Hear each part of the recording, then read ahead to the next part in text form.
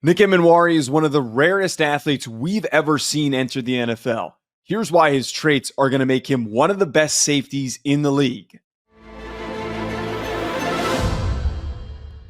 Ryan, do you think Nick Emmanwori's freakish athleticism is going to work in the NFL?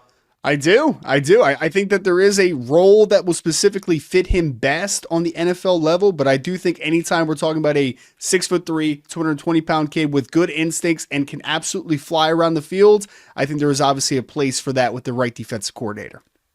I was so geeked up when he ran that 4.38. I felt vindicated knowing and seeing what his film was like, but it made me feel excited that a player like this is a part of this class. But the biggest part about Emmanwori, Ryan, is that he's not one of these players that's just big and fast and doesn't know how to use it, doesn't know how to play the game of football. We see a consistent impact. We see a guy that is overpowering smaller receivers, that's keeping up with and boxing out tight ends. He is exactly what I think a lot of creative defensive coordinators want in their safeties. I almost don't even want to call him a safety. I want to call him a defensive weapon. Like, that's kind of how I view Nick Emmanwori, because I think that if we're just labeling him as a safety, you're going to think about the traditional stuff, right? Working from depth and being a guy that could be a stalwart and deep in zone coverage. But when I look at this young man, I think that he is a guy that could play on the second and the third level for a team, right? Because he has that rare size and he has that rare athleticism. So whether I'm asking for him to lock up a tight end in the slot, I'm asking him to be an extra box defender, or I'm asking him to work from the roof, I think that he can bring a little bit of everything and be a Swiss Army knife for a team on the back end. Right. That's what makes a prospect like this so rare, Ryan, is having a player who can do so many different things. And we always discuss on this channel, being able to play multiple roles is what makes you even more valuable as a player in the NFL. A defensive coordinator who can deploy him, as you talked about, in the box, who can play over the top, who actually moves pretty well in coverage. There are so many different avenues to see an impact with Nick Emmanwori. If we're talking about just some weaknesses, though, just to put into context that this isn't a perfect prospect. He's a rare one, but he's not a perfect prospect. I do think we need to acknowledge that there needs to be some improvements with the angles that he's taking into the football. He needs to not just overly rely on his athleticism to make plays. Yeah, well, and I would also add into that, because I do think that there is an over reliability for the athlete that he is, and an overcompensating kind of feeling to that regard. But I would say this too, Joe.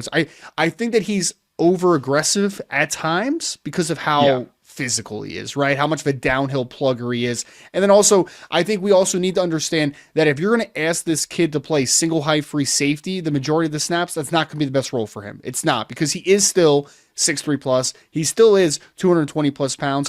And he is going to be a little bit of a high-legged kid that is not going to have the most amazing deep range of all time. So if we're going to draft him to be a free safety center fielder type, you're probably not going to get your money's worth off of that investment. This is a kid that needs to move around, come towards the line of scrimmage, come down into the box. He's better coming forward than he is going backwards. So I do think that we need that concept and that context for what makes him such a really talented football player.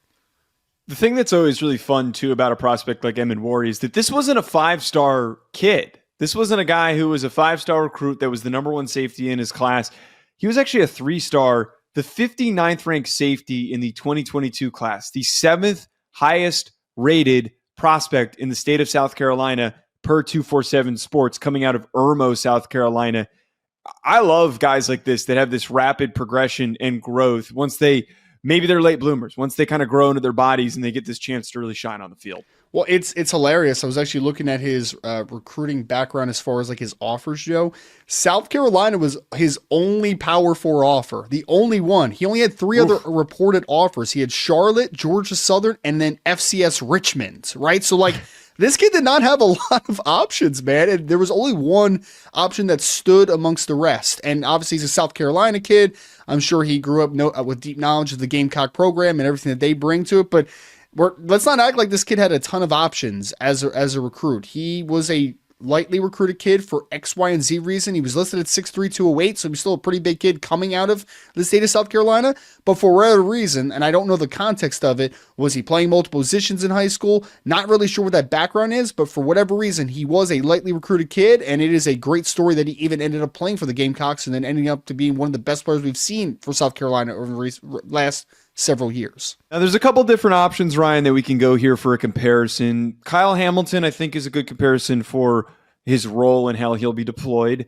Derwin James is another one because there's a similar physical profile. But I think the best one that we can go with here is Jeremy Chinn. Now, Jeremy Chinn's bounced around a little bit, but there was just some unreal moments that he had, especially as a rookie. And I see this with Nick Emmanwori, that Nick Emmanwori is the better version of Jeremy Chinn, almost the version of Jeremy Chinn coming into the league if he was a couple of years already developed of having played SEC football. Well, it is a really unique comparison, though, from just like a height, weight, speed perspective, because I remember Jeremy Chinn coming out of Southern Illinois, and he was literally 6'3". He was literally 221 pounds, and he tested like an absolute freak of nature. I'm pretty sure he is the number one all-time for RAS, for the relative athletic score for safeties. I think so. Like, just some freaky stuff, and Nick Emmanwori may have overtaken him this year. I'm not really 100% sure about that one, but this is one of the rarest athletes we've ever seen at the safety position. Jeremy Chinn was the same way, but Jeremy Chinn was also, Joe, a guy that had been utilized all over the place, right? Like, he was a short zone defender. He was playing in the box. He was playing on the second level a ton.